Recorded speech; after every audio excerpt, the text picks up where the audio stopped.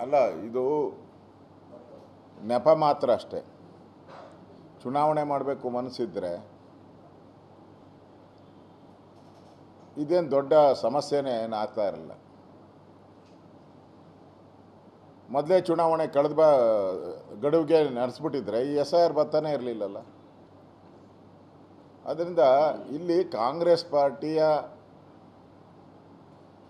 ಗೆಲ್ಲಲ್ಲ ಅನ್ನೋ ಒಂದು ಮನಸ್ಥಿತಿಗೆ ಅವ್ರು ಬಂದುಬಿಟ್ಟಿದ್ದಾರೆ. ಬೆಂಗಳೂರು ಚುನಾವಣೆ ಗೆಲ್ಲಲ್ಲ, ಯಾಕಂದರೆ ತೆರಿಗೆಗಳು, ಹಾಲಿನ ಮೇಲೆ ತೆರಿಗೆ, ಆಲ್ಕೋಹಾಲ್ ಮೇಲೆ ತೆರಿಗೆ, ಕರೆಂಟ್ ತೆರಿಗೆ, ಮನೆ ಟ್ಯಾಕ್ಸ್ ತೆರಿಗೆ, ಈಗ ಈ ಖಾತಾ ಅನ್ನೋದನ್ನು ನಾವು ನೋಡಿದ್ರಿ. ಹೊಸದಾಗಿ ಈ ಖಾತಾ, ಆ ಖಾತಾ, ಎ ಖಾತಾ, ಓ ಖಾತಾ ಅಂತ ಮಾಡಿದ್ರು. ಅವಶ್ಯಕತೆನೇ ಇರಲಿಲ್ಲ. ಇಷ್ಟು ವರ್ಷ ಸ್ವಾತಂತ್ರ್ಯ ಬಂದು ಇಷ್ಟು ವರ್ಷ ಖಾತಾ ಇದ್ದಿದ್ದು, ಈಗ ಹೊಸದಾಗಿ ಯಾವ ಹೊಸ ಖಾತೆ ಮಾಡೋಕ್ಕೆ ಹೊರಟ್ರಿ ಇವರು. ಹಣ ಹೊಡೆಯೋರು ಲೂಟಿ ಹೊಡೆಯೋಕ್ಕೋಸ್ಕರ. ಇಷ್ಟೆಲ್ಲ ಲೂಟಿ ಹೊಡೆದ್ಮೇಲೆ ಬೆಂಗಳೂರು ಜನ ಇವ್ರಿಗೆ ಯಾಕೆ ಓಟ್ ಹಾಕ್ತಾರೆ? ಅದನ್ನು ಭಯದಿಂದ ಚುನಾವಣೆಯನ್ನು ಮುಂದೂಡ್ತಾ ಇದ್ದಾರೆ.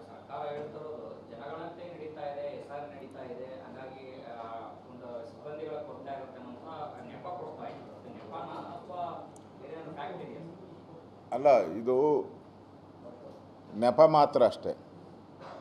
ಚುನಾವಣೆ ಮಾಡಬೇಕು ಮನಸ್ಸಿದ್ರೆ ಇದೇನು ದೊಡ್ಡ ಸಮಸ್ಯೆನೇ ಏನು ಆಗ್ತಾ ಇರಲಿಲ್ಲ.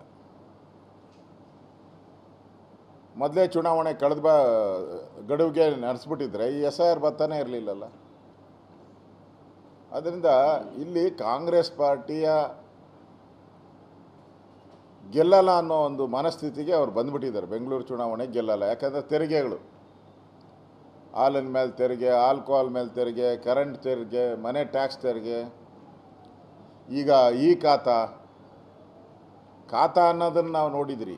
ಹೊಸದಾಗಿ ಈ ಖಾತಾ, ಆ ಖಾತಾ, ಎ ಖಾತಾ, ಓ ಖಾತಾ ಅಂತ ಮಾಡಿದ್ರು. ಅವಶ್ಯಕತೆನೇ ಇರಲಿಲ್ಲ. ಇಷ್ಟು ವರ್ಷ ಸ್ವಾತಂತ್ರ್ಯ ಬಂದು ಇಷ್ಟು ವರ್ಷ ಖಾತಾ ಇದ್ದಿದ್ದು, ಈಗ ಹೊಸದಾಗಿ ಯಾವ ಹೊಸ ಖಾತೆ ಮಾಡೋಕ್ಕೆ ಹೊರಟ್ರಿ ಇವರು. ಹಣ ಹೊಡೆಯೋರು ಲೂಟಿ ಹೊಡೆಯೋಕ್ಕೋಸ್ಕರ. ಇಷ್ಟೆಲ್ಲ ಲೂಟಿ ಹೊಡೆದ್ಮೇಲೆ ಬೆಂಗಳೂರು ಜನ ಇವ್ರಿಗೆ ಯಾಕೆ ಓಟ್ ಹಾಕ್ತಾರೆ?